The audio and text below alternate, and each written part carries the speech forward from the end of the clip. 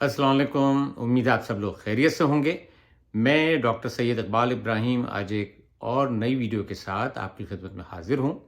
मेरा मुख्तसर तारुफ यह है कि मैंने बहैसियत एक फैमिली प्रैक्टिशनर के तौर पे काम किया है और यहाँ अमेरिका में जहाँ मैं कई साल से मुकीम हूँ, यहाँ पर मैं एक पब्लिक हेल्थ कंसल्टेंट के तौर पे काम कर रहा हूँ। यानी ज़्यादातर जो मेरा काम है वो है प्रिवेंटिव साइड पर। ये चैनल बनाने का मकसद भी ये था कि मैं प्रिवेंटिव साइड पर आप लोगों से बात कर सकूं, आप लोगों को ज़्यादा से ज़्यादा बीमारियों के मुतालिक बताऊं और ये बताऊं कि हम नेचुरल तरीक़ों के ज़रिए इन बीमारियों से अपने आप को कैसे बचा सकते हैं। आज का टॉपिक है हार्ट अटैक।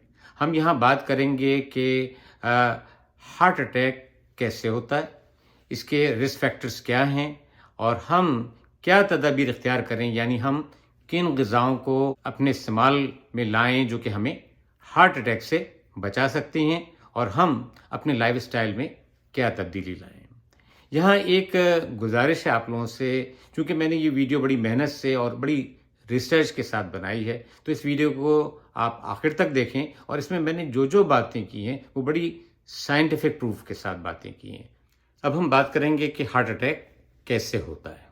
देखें, हमारी जो हार्ट की आर्टरी है उसमें अगर कोई क्लॉट आ जाए और वो ब्लॉक कर दे उस आर्टरी को, तो क्या होता है, जो ब्लड सप्लाई है हार्ट की मसल तक नहीं पहुंचती, और जब ब्लड सप्लाई हार्ट की मसल को नहीं पहुंचेगी तो ऑक्सीजन भी नहीं पहुंचेगी। तो इससे क्या होता है, हार्ट की वो मसल क्या होता है, डैमेज हो जाती है या डाई कर जाती है। तो इसकी वजह से क्या होता है, हमें हार्ट अटैक हो जाता है। इसकी अलामात में क्या है, सीने का दर्द, सांस का फूलना, पसीने का आ जाना और डिजीनेस या चक्कर शामिल हैं। ये एक मेडिकल इमरजेंसी है और अगर आपकी फैमिली में या आपको इस तरह की कोई अलामात हों तो आप फ़ौरन आपको चाहिए कि अपने करीबी हॉस्पिटल से रुजू करें। अब हमें बात करना है इसके रिस्क फैक्टर्स के मुतालिक। यहाँ मैंने आपके लिए 12 बहुत ही अहम रिस्क फैक्टर्स को नोट किया है जिन पर हम बात करेंगे। नंबर 1, स्मोकिंग, और पहले बात करेंगे सिगरेट स्मोकिंग और उसके बाद वेपिंग पर। तो सिगरेट स्मोकिंग जो है, इसमें निकोटीन होता है सिगरेट में। ये क्या करता है कि एड्रेनलिन जो एक हार्मोन होता है हमारे जिस्म में, जो स्ट्रेस की सूरत में भी निकलता है, उसके लेवल को बढ़ा देती है। निकोटीन क्या करती है, एड्रेनलिन के लेवल को बढ़ा देती है, और ये एड्रेनलिन क्या करती है कि लैक्टेट और लैक्टिक एसिड को बढ़ा देती है, जो कि हार्ट अटैक का बायस बनता है।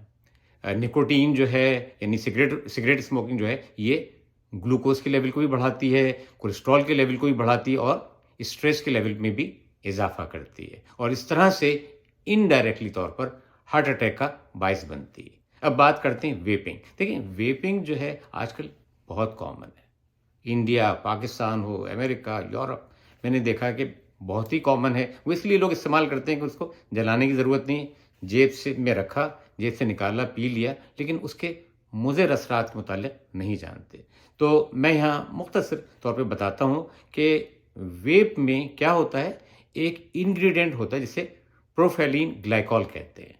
ये जो है आमतौर पे ये फ्लेवर के तौर लिए इस्तेमाल किया जाता है वेप्स में, उसको फ्लेवर देने के लिए, लेकिन ये दर हकीकत क्या करता है, ये लैक्टिक एसिड के लेवल को बढ़ा देता है और इस तरीके से हार्ट अटैक का बायस बनता है। किस तरीके से, क्योंकि जब लैक्टिक एसिड का लेवल बढ़ता है तो लैक्टिक एसिड जो है हार्ट की मसल्स को डैमेज कर देता है, और इस तरीके से जब हार्ट की मसल्स, मैंने अभी बताया कि जब डैमेज होंगी तो ये हार्ट अटैक का बायस बनेगा। रिस्क नंबर 2 क्या है, हाई ब्लड प्रेशर। जी, तो हाई ब्लड प्रेशर जो है वो किस तरीके से काम करता है यहाँ पर रिस्क बढ़ाने में। ये क्या करता है, हार्ट की जो आर्टरीज हैं उनको डैमेज कर देता है, और उनमें जो इन्फ्लेमेशन है लाइनिंग में उनके अंदर, उसको इसमें इजाफा करता है या उसकी सोजिश में इजाफा करता है। उस इन्फ्लेमेशन के इजाफा होने से क्या होता है कि वहाँ पर जो है क्लॉट बनने के चांसेस बढ़ जाते हैं, जिसे एथेरोस्क्लेरोसिस का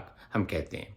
देखें, हार्ट का एक और काम जो होता है, ज़ाहिर बात पंप करता है। तो जिन लोगों में हाई ब्लड प्रेशर होता है उनमें क्या होता है, हार्ट को ज़्यादा पंप करना पड़ता है, यानी हार्ट का जो वर्कलोड है वो बढ़ जाता है। तो ये एक रिस्क फैक्टर है इसका काफ़ी अहम। इसके बाद नंबर 3 जो रिस्क फैक्टर वो है फैमिली हिस्ट्री। देखें, اگر کسی کو آپ کی فیملی میں ہارٹ اٹیک ہوا ہے اور آپ اس کے فرسٹ ریلیٹیو ہیں، یعنی بہن بھائی، بچے یا ماں باپ، تو ان لوگوں میں ہارٹ اٹیک ہونے کے چانسز بہت زیادہ ہوتے ہیں۔ نمبر 4 کیا ہے؟ اوبیسٹی یا وزن کا زیادہ ہونا۔ دیکھیں، میں پہلے بھی اپنی ویڈیو میں کئی بات کر چکا ہوں کہ وزن اگر زیادہ ہو تو بڑی کمپلیکیشن ہو سکتے ہیں۔ یہاں یہ وزن کا زیادہ ہونا جو رسک فیکٹر ہے، کیا کرتا ہے یہ LDL کو، ہمارے بیڈ کولیسٹرول کو بڑھا دیتا ہے۔ یہ کیا کرتا ہے؟ یہ کورٹیسول کو بڑھاتا ہے اور اس طریقے سے یہ بلڈ شوگر کو بھی بڑھا دیتا ہے۔ اس کے بعد نمبر 5 کیا ہے؟ ایج۔ دیکھیں، جیسے جیسے ایج بڑھتی ہے، جیسے اور بیماریوں کے چانسز بڑھتے ہیں، وہاں ہارٹ اٹیک کے چانسز بھی بڑھنے لگتے ہیں۔ نمبر 6 غذائیں۔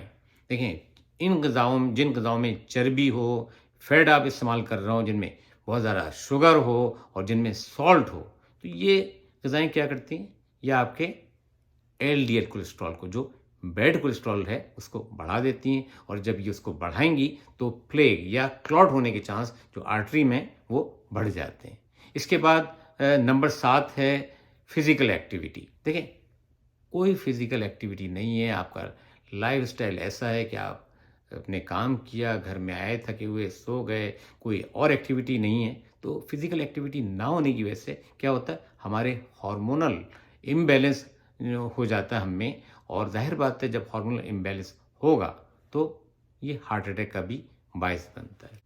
نمبر 8 کیا ہے؟ ڈائبٹیز۔ دیکھیں، ڈائبٹیز جو ہے ایک بڑا رسک فیکٹر ہے ہارٹ اٹیک کا یا ہارٹ ڈیزیز کا بھی۔ تو اس میں کیا ہوتا ہے؟ بلڈ شوگر بڑھ جاتا ہے، اور اس میں کیا ہوتا ہے کہ جو آرٹریز ہیں، یعنی بلڈ ویسل جو ہارٹ کی ہیں، ان میں ڈیمیج ہونے کے چانسز زیادہ ہو جاتے ہیں۔ کولیسٹرول جو ہے ڈائبٹک پیشنٹ میں زیادہ بڑھنے کے چانس ہوتے ہیں۔ تو یہ سب چیزیں کیا کرتی ہیں؟ یہ ہارٹ اٹیک کا باعث بنتی ہیں۔ اور ایک اور چیز خاص طور پہ ٹائپ 2 ڈائبٹک پیشنٹ میں کیا ہوتا ہے؟ انسولین ریزسٹنس ہوتا ہے، یعنی 90% پیشنٹ جو ٹائپ 2 ڈائبٹیز کے ہیں ان میں انسولین ریزسٹنس ہوتا ہے۔ اس کی وجہ سے کیا ہوتا ہے؟ انفلیمیشن آرٹریز کی یا سوزش جو ہے وہ بڑھ جاتی ہے، اور آکسیڈیٹو اسٹریس جو ہے وہ بھی بڑھ جاتا ہے۔ تو جب یہ چیزیں بڑھیں گی تو کیا ہوگا؟ کلوٹ فارمیشن کے چانسز بڑھ جاتے ہیں۔ کلوٹ فارمیشن ہوگا تو بلاک ہوگا، آکسیجن نہیں پہنچے گی اور ہارٹ اٹیک کے چانسز زیادہ ہو جائیں گے۔ تو ڈائبٹک پیشنٹ کو ایک رسک ہوتا ہے بہت زیادہ ہارٹ اٹیک کا۔ Number 9 gender. دیکھیں، یہ ایک بہت کامن سوال ہے کہ عورتوں میں مردوں کے مقابلے میں ہارٹ اٹیک کیوں کم ہوتا ہے؟ تو میں مختصر طور پہ بتاتا ہوں۔ دیکھیں، جب تک پیریڈس ہو رہے ہوتے ہیں عورتوں میں، ان میں ایسٹروجن کا لیول جو ایک فیمیل ہارمون ہے زیادہ ہوتا ہے، اور ایسٹروجن کیا کرتا ہے؟ یہ ہارٹ اٹیک اور ہارٹ ڈیزیز سے بچا کے رکھتا ہے عورتوں کو۔ اسی لیے مردوں میں جو ہارٹ اٹیک ہے وہ زیادہ ہوتا ہے اور عورتوں میں کم ہوتا ہے۔ لیکن جب پیریڈس بند ہو جاتے ہیں، یعنی جب ایسٹروجن کا لیول کم ہو جاتا ہے، تو کیا ہوتا ہے؟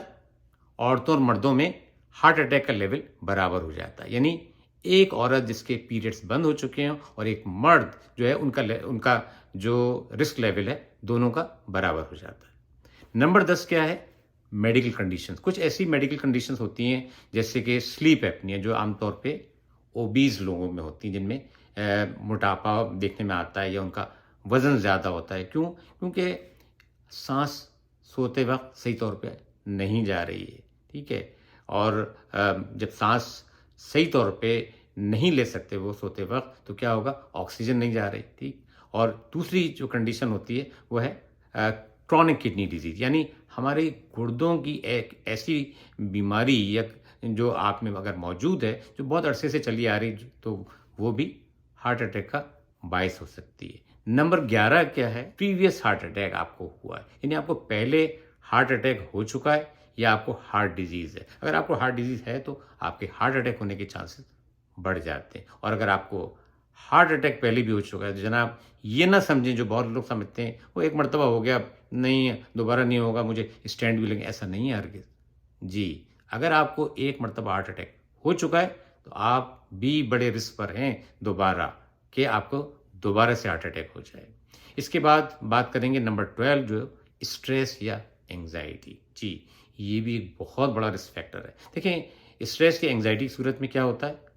2 ہارمونز جو ہیں اسٹیمولیٹ ہوتے ہیں اور ان کے لیول میں اضافہ ہو جاتا ہے۔ ایک ہوتا ہے کورٹیسول، جس کے متعلق ہم کئی ویڈیو میں بات کر چکے ہیں، جو کہ بلڈ شوگر میں اضافہ کرتا ہے اور دوسرے چیزیں ایسی کرتا ہے جس کی وجہ سے ہارٹ اٹیک کا باعث ہو سکتا ہے۔ اور ایک اور ہارمون جو اسٹریس انگزائٹی کی صورت میں نکلتا ہے وہ ہے ایڈرینلین۔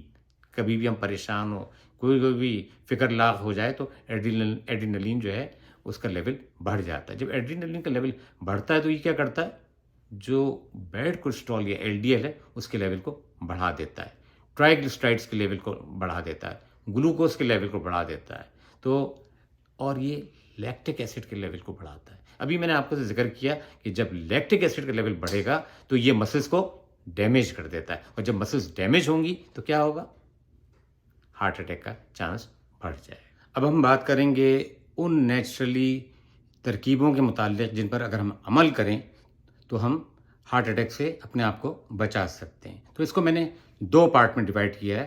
پہلا پارٹ ہے وہ غذائیں جن کے کھانے سے ہم بہتر ہو سکتے ہیں اور ہم کسی بھی ممکن ہارٹ اٹیک سے اپنے آپ کو بچا سکتے ہیں، اور اس کے بعد ہے لائف اسٹائل۔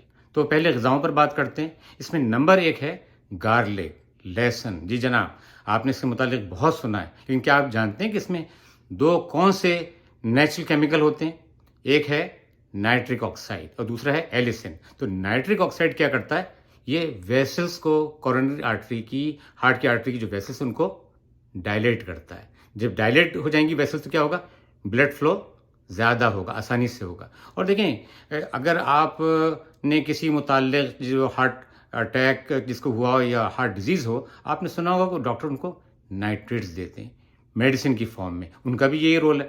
تو کتنا اچھا وہ ہے کہ آپ کو لہسن کی صورت میں ایک نیچرل کیمیکل مل گیا یہاں پر، ٹھیک ہے۔ اور دوسرا جو نیچرل کیمیکل لہسن میں ہوتا ہے اس کا نام ہے ایلیسن۔ یہ کیا کرتا ہے، یہ انفلیمیشن کو کم کرتا ہے، اور جب انفلیمیشن کو کم کرے گا تو کلاٹ فارمیشن جو ہوتی ہے اس کو روکتا ہے۔ اور یہ کیا کرتا ہے، اس کے علاوہ یہ کولیسٹرول کو بھی کم کرتا ہے اور بلڈ فلو کو بڑھا دیتا ہے۔ دیکھیں کتنا زبردست کام ہے لہسن کا، جو ہم لوگ عام طور پہ اپنی غذاؤں میں استعمال کرتے ہیں۔ بس ضرورت یہ ہے کہ اس کو اضافہ کریں، ٹھیک ہے، اس پہ زیادہ فوکس کریں۔ نمبر 2 ادرک۔ ادرک بھی ہم لوگ اپنی غذاؤں میں استعمال کرتے ہیں بہت زیادہ، ٹھیک ہے۔ تو ادرک میں ایک نیچرل ایسڈ ہوتا ہے، اس کا نام ہے سیلیسائلیٹ۔ جی آپ نے سنا ہے۔ تو ایسپرین میں بھی سیلیسائلک ایسڈ ہوتا ہے، اور ایسپرین ان لوگوں کو دیتے ہیں خون کے پتلا ہونے کے لیے۔ تو یہاں پر تو آپ کو نیچرلی دستیاب ہو گیا ادرک کی صورت میں، دوا کی ضرورت بھی نہیں پڑی۔ تو یہ کیا کرتا ہے، بلڈ فلو کو بڑھاتا ہے اور خون کو پتلا رکھتا ہے تاکہ کلاٹ فارمیشن نہ ہو۔ اس طرح یہ ہارٹ اٹیک سے ہمیں محفوظ رکھتا ہے۔ نمبر 3 ہلدی۔ ہلدی بھی ہم لوگ کھانے میں بہت استعمال کرتے ہیں، دیکھیں، لیکن آپ کو کیا یہ پتا ہے کہ ہلدی میں ایک نیچرل کمپاؤنڈ ہوتا ہے جس کا نام ہے کرکیومن۔ یہ کیا کرتا ہے، یہ ایک پاورفل اینٹی آکسیڈنٹ ہے۔ یہ ہمارے آکسیڈیٹو اسٹریس کو کم کرتا ہے، انفلیمیشن کو کم کرتا ہے، بلڈ کو تھن کرتا ہے، اور کسی بھی ممکنہ کلاٹ ہونے سے ہمیں بچاتا ہے۔ نمبر 4 ہے ٹماٹر۔ یہ بھی ہم اپنی روزمرہ غذاؤں میں استعمال کرتے ہیں، ٹھیک ہے، لیکن کیا آپ کو پتہ ہے کہ اس میں ایک کمپاؤنڈ ہوتا ہے جس کا نام ہے لائکوپین۔ لائکوپین کیا کرتا ہے، یہ بلڈ پریشر کو کم کرتا ہے اور کورونری آرٹری، ہارٹ کی جو آرٹریز ہوتی ہیں ان کی والز کو تھن رکھتا ہے۔ اس طرح ہمیں ہارٹ اٹیک سے بچاتا ہے۔ Number 5 olive oil. Olive oil میں ایکسٹرا ورجن اولیو آئل استعمال کرنا چاہیے۔ اس میں ایک پاورفل کیمیکل ہوتا ہے جس کا نام ہے پولی فینولز۔ یہ کیا کرتا ہے، بلڈ فلو کو بڑھاتا ہے اور انفلیمیشن کو کم کرتا ہے۔ اس طرح ہارٹ اٹیک سے ہمیں بچاتا ہے۔ نمبر 6 بیل پیپرز، یا جسے ہم شملہ مرچیں کہتے ہیں۔ ان میں وائٹامن سی بہت کثرت سے ہوتا ہے۔ تو وائٹامن سی کیا کرتا ہے، یہاں پر یہ آکسیڈیٹو اسٹریس کو کم کرتا ہے، انفلیمیشن کو کم کرتا ہے، اور یہ جو آرٹریز کی جو اینڈوتھیلیل لائننگ ہوتی ہے ان کو ہیلدی رکھتا ہے۔ نمبر 7 مچھلی۔ مچھلی میں سالمن، میکریلس اور سارڈن شامل ہیں۔ زیادہ تر مچھلیوں میں اومیگا 3 فیٹی ایسڈس ہوتے ہیں۔ تو یہ کیا کرتے ہیں، یہ کیلشیم کی پلیٹ کو کم کرتے ہیں، انفلیمیشن کو کم کرتے ہیں، اور جو بھی ہم غذائیں کھاتے ہیں ایسی جنک فوڈ یا دوسری جن سے آرٹریل وال کو ڈیمیج ہوتا ہے ان سے یہ بچاتے ہیں، اور کولیسٹرول کو بھی کم کرتے ہیں۔ نمبر 8 کیا ہے، بیریز۔ اس میں بلیک بیری، ریس بیری اور اسٹرابیری شامل ہے. یہ کیا ہیں؟ اینٹی آکسیڈنٹ ہیں. تو آکسیڈیٹو اسٹریس کو کم کرتی ہیں, یہ بلڈ پریشر کو کم کرتی ہیں, اور اس کے ساتھ ساتھ انسولین ریزسٹنس کو بھی کم کرتی ہیں یہ, اور اس طرح ہمیں ہارٹ اٹیک سے بچاتی ہیں. نمبر 9 ایووکاڈو. ایووکاڈو کیا کرتا ہے؟ دیکھیں کولیسٹرول کا جب آکسیڈیشن ہوتا ہے نا تو یہ کلوٹ کا باعث ہو سکتا ہے. تو ایووکاڈو کیا کرتا ہے؟ اس سے ہمیں بچاتا ہے, اس آکسیڈیشن سے. اور اس میں چونکہ پوٹاشیم بڑی رچ کوانٹٹی میں ہوتا ہے تو یہ کیا کرتا ہے؟ بلڈ فلو کو بڑھا دیتا ہے. نمبر 10 ایسی غذاؤں کا استعمال جن میں وائٹامن ای ہو. اب آپ پوچھیں گے کیوں وائٹامن ای کیوں ہو؟ دیکھیں وائٹامن ای جو ہے وہ ایک پاورفل اینٹی آکسیڈنٹ ہے. یہ کیا کرتا ہے؟ آکسیڈیٹو اسٹریس کو کم کرتا ہے, جو بھی آرٹریز کو ڈیمیج ہوتا ہے ان کو کم کرتا ہے, انفلیمیشن کو کم کرتا ہے, اور کلوٹ فارمیشن سے ہم کو بچاتا ہے. یہ کن میں پایا جاتا ہے اور کون سی غذائیں ایسی ہیں جن میں وائٹامن ای زیادہ مقدار میں موجود ہو؟ وہ ہیں سن فلاور سیڈس, ایووکاڈو, بادام اور ہرے پتوں کی سبزیاں. نمبر 11 ہے انناس. آپ نے سنا ہوگا کہ انناس کھاؤ ہارٹ سے اٹیک, ہارٹ ڈیزیز سے بچ سکتے ہیں, لیکن کیا آپ کو پتا تھا کہ اس کے اندر ایک بہت اہم انزائم ہوتا ہے جس کو کہتے ہیں برومیلین.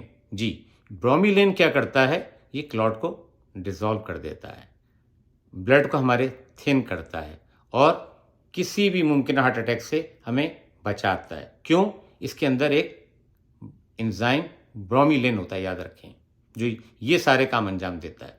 Number 12 apple cider vinegar. اس کا آپ نے پہلے بھی سنا ہوگا. یہ کیا کرتا ہے؟ کولیسٹرول کو کم کرتا ہے, بلڈ شوگر کو مینٹین کرتا ہے, اور جن لوگوں میں ڈائبٹیز ہے یہ ان کے لیے بہت ہی اچھا ہے. تو اس کو کس طرح استعمال کر سکتے ہیں آپ ایپل سائڈر ونیگر کو؟ اس کا 1 گلاس پانی لیں آپ, 1 گلاس, اور اس میں 1 ٹیبل اسپون فل ایپل سائڈر ونیگر کا ڈال لیں, اور دن میں 1 مرتبہ آپ پی سکتے ہیں. اب ہم بات کریں گے کہ ہم اپنے لائف اسٹائل میں کیا تبدیلیاں لائیں جس سے نہ صرف ہم ہارٹ اٹیک سے بچ سکتے ہیں بلکہ اپنے آپ کو دوسری کئی بیماریوں سے دور رکھ سکتے ہیں. تو اس میں کیا ہے؟ Healthy diet.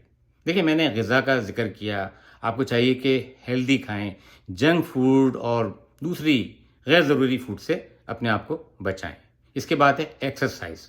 دیکھیں ایکسرسائز کیا ہے, اس کا بہت بڑا رول ہے, اس پر ہم بہت بات کر چکے ہیں. جو لوگ ایکسرسائز روزانہ کی بنیاد پہ نہیں کر سکتے تو کم از کم ہفتے میں 4-5 روز ضرور ایکسرسائز کریں, اور کم از کم کوئی زیادہ ایکسرسائز نہیں کر سکتے تو کم از کم رات کے کھانے کے بعد واک ضرور کریں, جو کہ کافی فائدہ مند ہوتا ہے. اس کے بعد ہے وزن کو مینٹین کریں. جن لوگوں کا وزن زیادہ ہے انہیں چاہیے کہ اپنے وزن کو کم کریں, اور ہم بات کر چکے ہیں کہ زیادہ وزن جو ہے کن کن بیماریوں کا سبب ہو سکتا ہے. اس کے بعد ہے اسموکنگ, ویپنگ. جو لوگ اسموکنگ کرتے ہیں ان کو چاہیے کہ آہستہ آہستہ اس کو چھوڑ دیں. جو ویپنگ کرتے ہیں میں نے بتا دیا اس میں کیا انگریڈینٹ شامل اور کیا کر سکتا ہے, تو آپ کو ویپنگ کو بھی آہستہ آہستہ کر کے چھوڑنا ہوگا. اس کے بعد ہے کہ ہم اسٹریس کو کس طرح مینیج کریں. دیکھیں بہت ساری مشغولیات ہیں, بہت ساری بریتھنگ ایکسرسائزز ہیں, اپنی آپ کو مشغول رکھنا ہے, پارک جانا ہے. اپنے اسٹریس کو بہت ساری ایسی چیزیں جس سے آپ اپنے اسٹریس کو کم کر سکتے ہیں. اس کے بعد ہے کہ بھئی بلڈ پریشر اگر آپ کو ہے تو بلڈ پریشر کو کنٹرول میں رکھیں. ڈائبٹیز ہے تو آپ ڈائبٹیز کو کنٹرول میں رکھیں, اور کولیسٹرول ہے تو اس کو بھی نارمل لمٹس میں رکھیں. رات کی نیند. دیکھیں رات کی نیند پر میں ایک الگ سی ویڈیو بنا چکا ہوں, یہ بہت اہم ہے.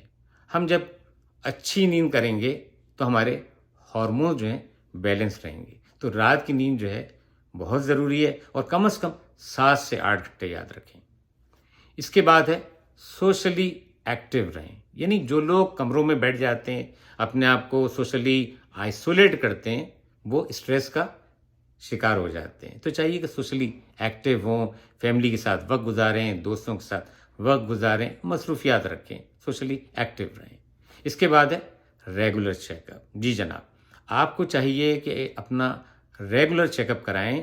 بے شک آپ کو کوئی بیماری نہیں ہے, آپ کو کہتے ہیں مجھے تو کوئی بھی علامت نہیں, کیوں چیک اپ کراؤں؟ نہیں, چیک اپ ضرور کرائیں, اور کم از کم سال میں ایک مرتبہ ضرور چیک کرائیں، اپنے آپ کو ڈاکٹر کے پاس جا کر انویسٹیگیشن کرائیں بلڈ کی، اور جو انویسٹیگیشن کی ضرورت ہے جن انویسٹیگیشن کی، تاکہ پتہ چلے کہ آپ کا بلڈ شوگر کتنا جا رہا ہے، ہیموگلوبن A1C کتنا ہے، کولیسٹرول کتنا ہے، CBC کتنا ہے. تو یہ چیک اپ سال میں کم از کم ایک مرتبہ ضرور کرانا چاہیے. امید ہے یہ ویڈیو آپ کو پسند آئی ہوگی اور اس نے آپ کی معلومات میں بھی اضافہ کیا ہوگا. آپ چاہیں تو اسے اپنے فیملی اور فرینڈس کی سرکل میں بھی شیئر کر سکتے ہیں تاکہ ان کی معلومات میں بھی اضافہ ہو. اس ویڈیو کو لائک کریں، میرے چینل کو سبسکرائب کریں تاکہ نئی آنے والی ویڈیوز کا نوٹیفیکیشن جو ہے آپ کو وقت پر ملتا رہے. اب اجازت دیں، اپنی صحت کا بہت خیال رکھیں. انشاءاللہ اگلی ویڈیو میں پھر کسی نئے ٹاپک کے ساتھ آپ سے ملاقات ہوگی. تب تک کے لیے خدا حافظ.